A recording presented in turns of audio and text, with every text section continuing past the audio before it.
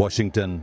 मैंने उससे बात की एक ऐसी जगह से जो गाजा सीमा के बिल्कुल पास थी। मैंने देखा कि इजरायली रक्षा बल फिलिस्तीनियों की भीड़ पर गोली चला रहे थे।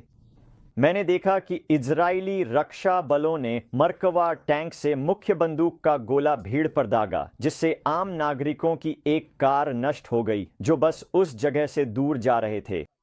मैंने देखा कि भीड़ को नियंत्रित करने के लिए उन पर मोर्टार के गोले दागे जा रहे थे। एक अनुभवी पेशेवर सैनिक के रूप में जिनका करियर बहुत ही लंबा रहा है, आपकी विशेषज्ञ पेशेवर राय में वहां वास्तव में क्या हो रहा था? मेरी पेशेवर राय में जिन तरीकों से वहां की व्यवस्थाएं बनाई गई थीं, वे मुझे शौकिया लगीं।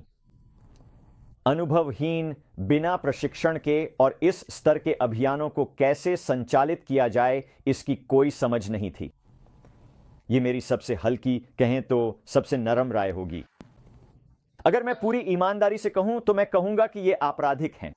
अपने पूरे करियर में मैंने कभी भी नागरिक आबादी, एक निहत्थी, भूखी आबादी के खिलाफ इतनी क्रूरता और अंधाधुंध तथा अनावश्यक बल प्रयोग का स्तर नहीं देखा।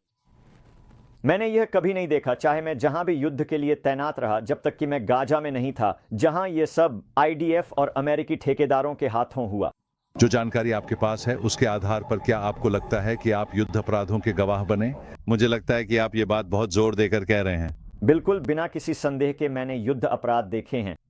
मैंने युद्ध अपराध होते हुए इजरायली डिफेंस फोर्सेस द्वारा, इसमें कोई शक नहीं।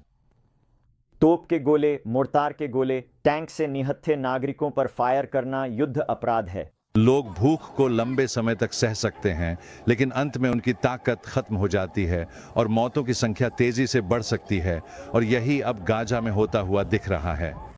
इजराइल का कहना है कि उसकी सेनाओं ने नागरिकों को निशाना नहीं बनाया है।